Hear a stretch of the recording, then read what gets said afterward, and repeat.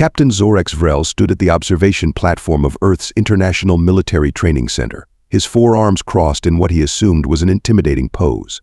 His crystalline exoskeleton caught the morning sunlight, casting prismatic reflections across the dull concrete walls. The Federation had sent him, their most decorated military analyst, to evaluate these humans. Primitive species, he muttered into his data recorder, still relies on organic muscle fiber and skeletal structure for locomotion. Behind him, Lieutenant Pax's Nexus shifted nervously on her gravitational hover pad. "Sir," she said, her voice modulator vibrating with concern, "the human representative is approaching." Vrell adjusted his atmospheric filter, preparing for another tedious encounter with these oxygen-breathing mammals.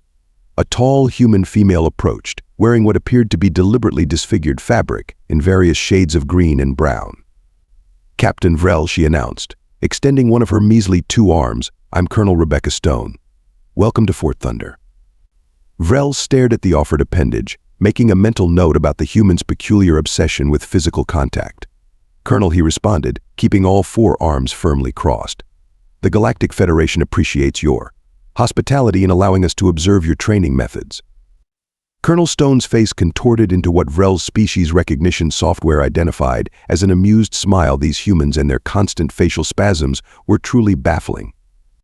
"We're about to begin our basic training orientation," Stone explained, gesturing toward a large open field. "Nothing too exciting, just standard procedures for new recruits." Vrell's secondary hearts pulsed with smug satisfaction. Of course it wouldn't be exciting. How could it be? These humans hadn't even mastered plasma propulsion or psychic enhancement. They still trained their warriors using he shuddered internally physical exertion. "Lieutenant Nexus," he commanded, "prepare the observation drones.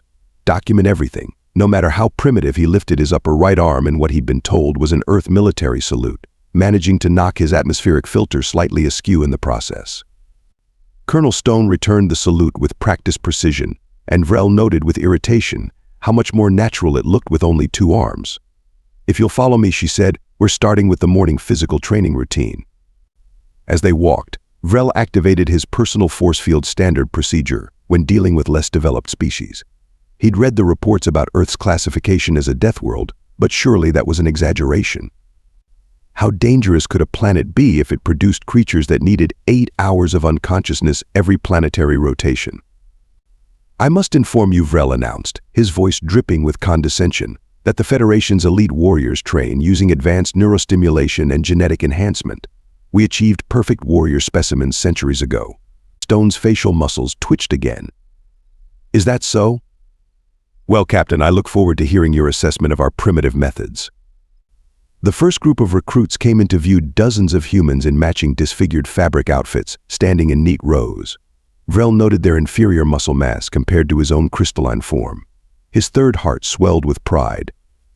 This assignment would be nothing more than a footnote in his distinguished career. Observe the charming natives, write a patronizing report, and return to the comforts of civilization.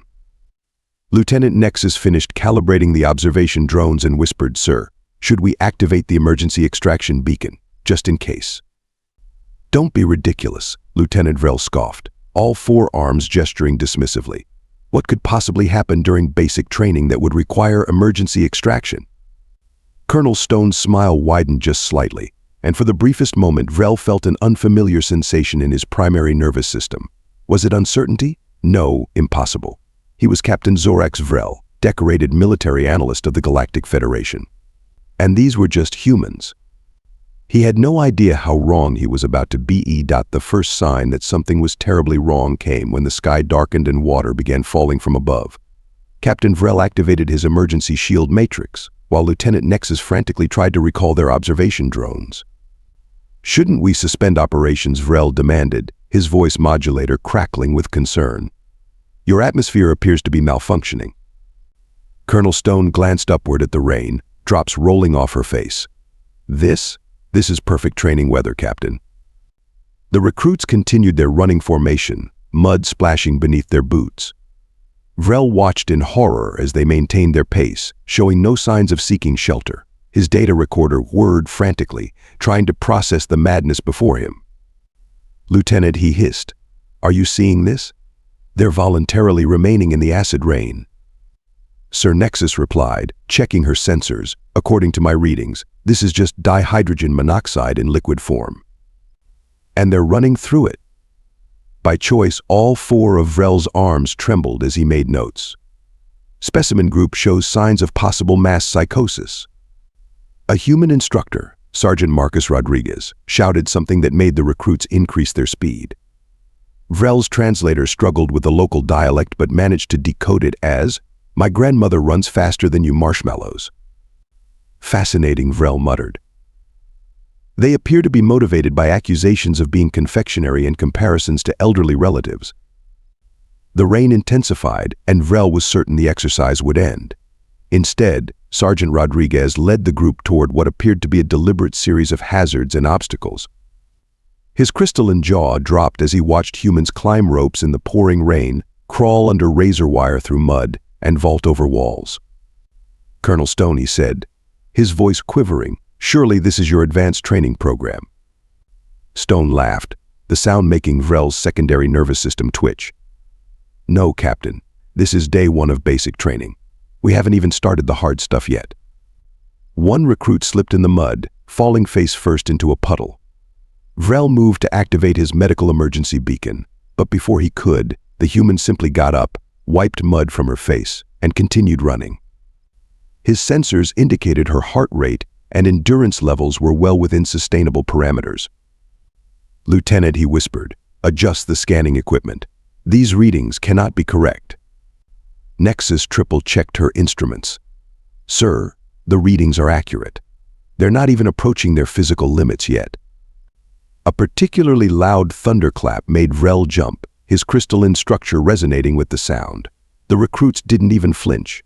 They were now climbing a towering wooden structure, water making the surface treacherous, yet they moved with disturbing efficiency. "Note for the official record," Vrell dictated, trying to keep his voice steady. "Humans appear to have no self-preservation instincts. Further investigation required to determine how species survived long enough to achieve spaceflight." The next hour was a blur of increasingly disturbing observations. Humans performing what they called push-ups in the mud, their bodies hovering inches from the contaminated ground. Groups carrying heavy logs while singing what his translator identified as cadences. Apparently, humans had evolved to synchronize their movements through rhythmic vocal patterns about their mothers not raising quitters. When they reached the underwater obstacle course, Vrell's primary heart nearly stopped.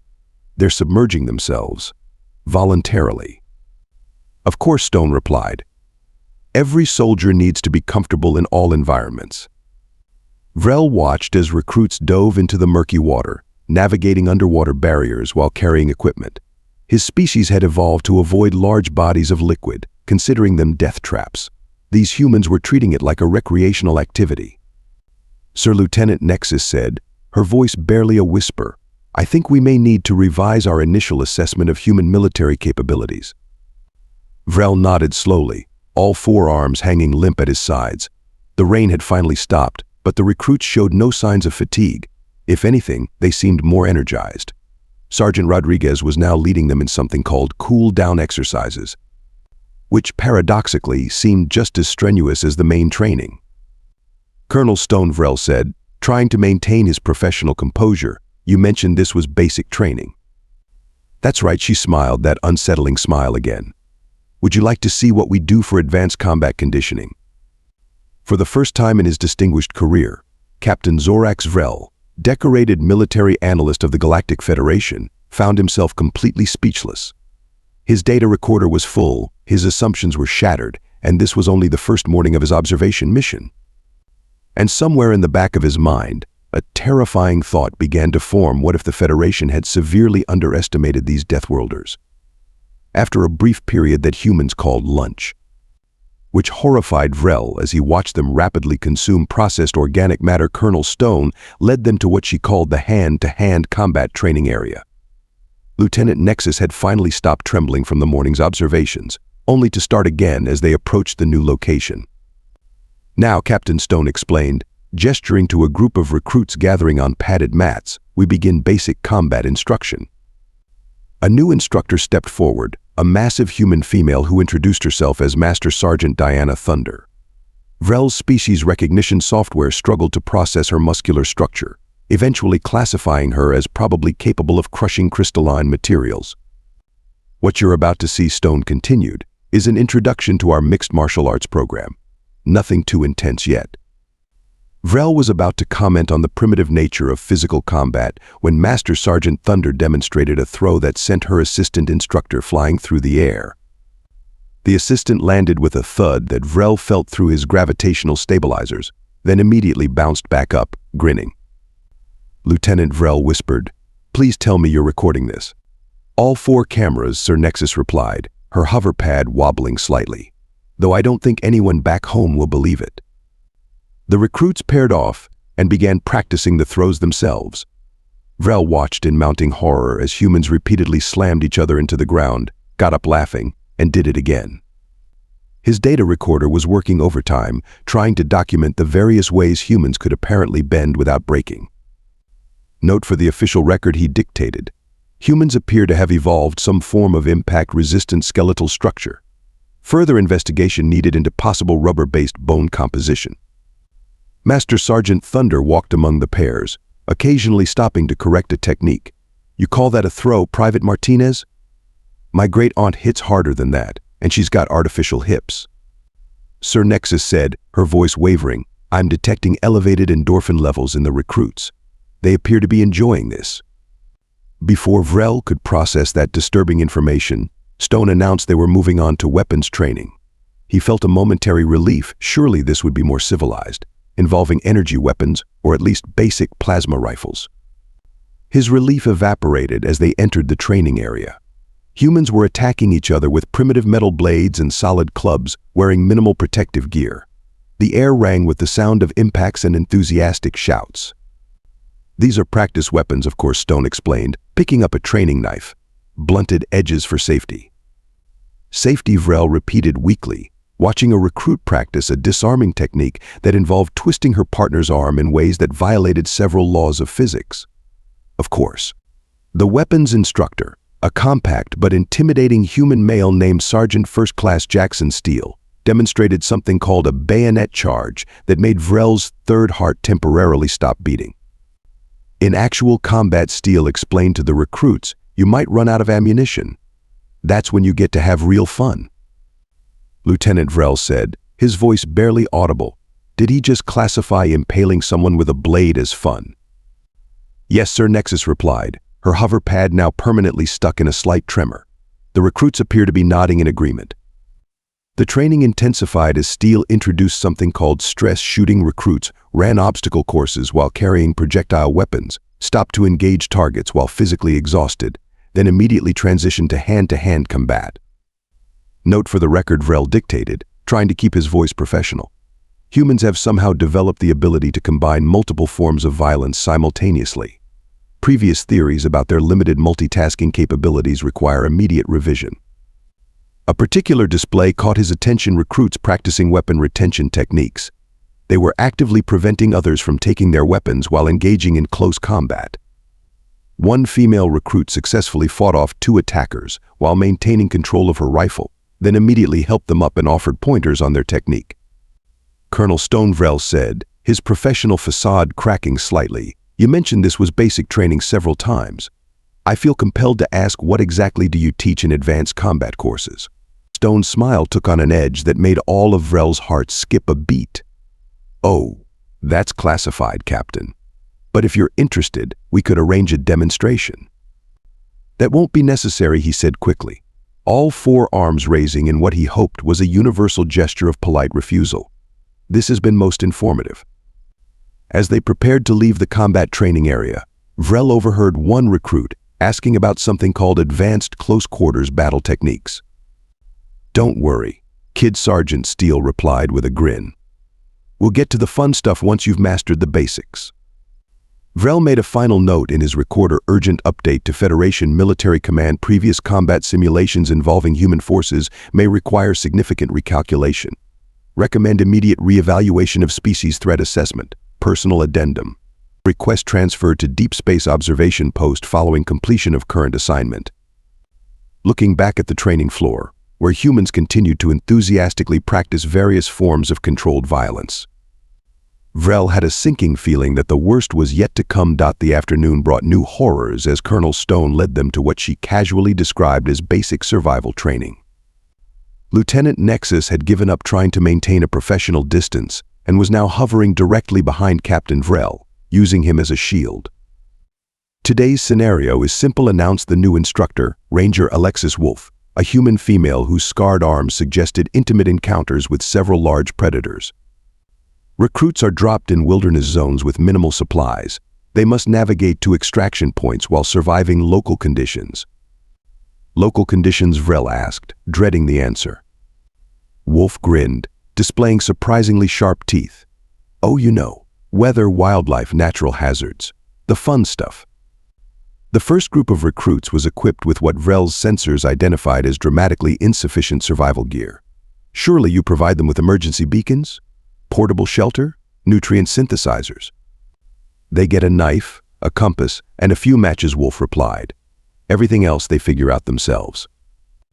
Vrell watched in mounting disbelief as recruits were taught to construct shelters from available materials, create fire using primitive friction methods, and identify edible organic matter. His data recorder nearly crashed, trying to document the various ways humans could apparently derive sustenance from their environment. "Note for the record," he dictated, voice quavering. "Humans display terrifying adaptability to hostile conditions. Species appears capable of consuming nearly anything they can fit in their mouths." One recruit had just caught a fish with their bare hands. Another was enthusiastically demonstrating how to turn tree bark into an emergency bandage.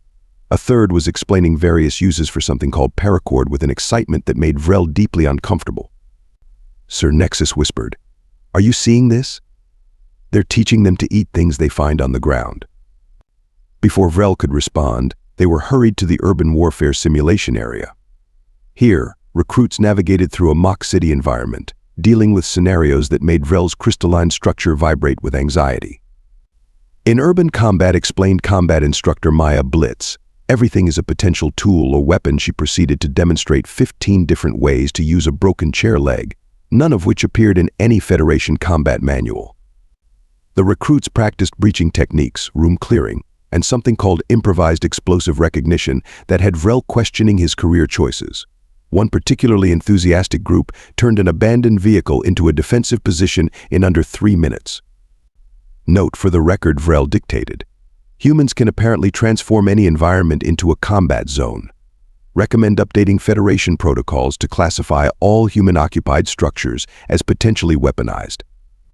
The day's final shock came with the psychological endurance training. Colonel Stone led them to a seemingly innocent classroom setting, where senior instructor James Frost waited with what he called stress inoculation exercises. "The mind," Frost explained, "is our most powerful weapon. We train our recruits to maintain operational effectiveness under any psychological pressure." Vrell watched as recruits were subjected to various forms of sensory manipulation, problem-solving under extreme conditions, and scenarios designed to test their decision-making abilities.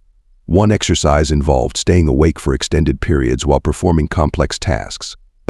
"You deliberately deprive them of sleep?" Vrell asked, horrified. "But how do they maintain their required 8 hours of unconsciousness?" "Oh, they'll sleep when the mission's done," Frost replied casually. "The record for continuous operation is that's classified." A particular exercise caught Vrell's attention. Recruits were placed in complete darkness, with simulated hostile conditions, and required to complete team objectives. Instead of panicking, they appeared to treat it as an entertaining challenge. "Lieutenant," he whispered, "are you noting their stress hormone levels?" "Yes, sir," Nexus replied, her hover pad now permanently stuck in emergency stabilization mode. "They're actually lower than during regular training. They appear to be adapting to the stress." One recruit emerged from a particularly challenging scenario, laughing. "That reminded me of summer camp," she exclaimed, making Vrell wonder, with growing dread, what exactly human children did for recreation. "Colonel Stone," he said, trying to keep his voice steady, "I feel compelled to ask, what exactly do humans do for actual combat stress training?" Stone's smile returned, more unsettling than ever. "That's definitely classified, Captain. But I can tell you it makes this look like a relaxing vacation." Vrell made his final note of the day. Urgent addendum to Federation Psychiatric Division: human capacity for adaptation to extreme conditions exceeds all previous models.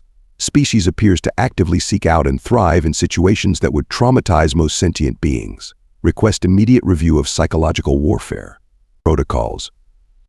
As they prepared to leave, Vrell overheard two recruits discussing their evening plans.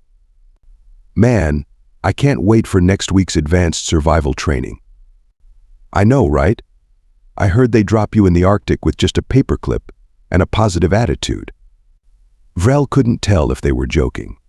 Somehow, that was the most terrifying part of all. The final phase of the day's observation began with what Colonel Stone described as simple team-building exercises. By this point, Lieutenant Nexus had completely abandoned her hover pad and was clinging to one of Vrell's secondary arms. Commander Rex Powers, the team training coordinator, stood before a group of mud-covered recruits with an enthusiasm that Vrell found deeply suspicious. "Today we're going to learn about unit cohesion," Powers announced, through a series of friendly competitions. "Define friendly," Vrell whispered to Stone. She pointed to an obstacle course that appeared to combine every horror they'd witnessed so far. Teams compete to complete objectives while maintaining group integrity. Builds trust and coordination. The first exercise involved teams carrying enormous logs through a series of challenges. Vrell's translator struggled with the humans' motivational chanting, eventually giving up and displaying error context unclear, pain classified as positive experience. Note for the record, Vrell dictated, watching humans coordinate their movements with terrifying precision. Species demonstrates disturbing ability to synchronize aggressive activities through rhythmic vocal patterns. Possible hive mind capabilities require further investigation. One team had dropped their log. Instead of the expected conflict over failure, they immediately reorganized, adapted their strategy, and continued with increased determination. Vrell's data recorder flagged this as tactically improbable behavior.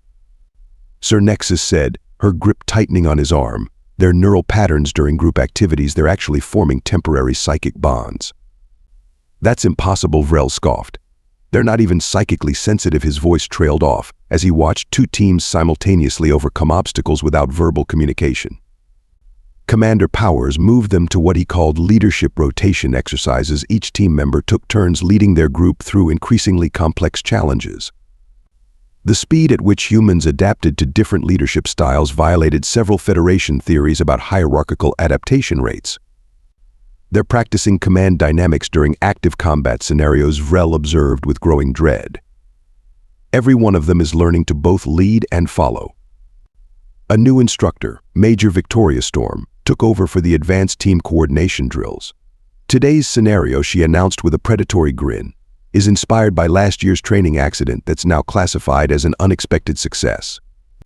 Vrell watched in horror as teams navigated an underground maze filled with artificial hazards. Instead of competing, the teams began spontaneously cooperating, sharing resources, and combining their efforts against the challenges. "Lieutenant," he whispered, "are you seeing this? They're exhibiting pack-hunting behaviors."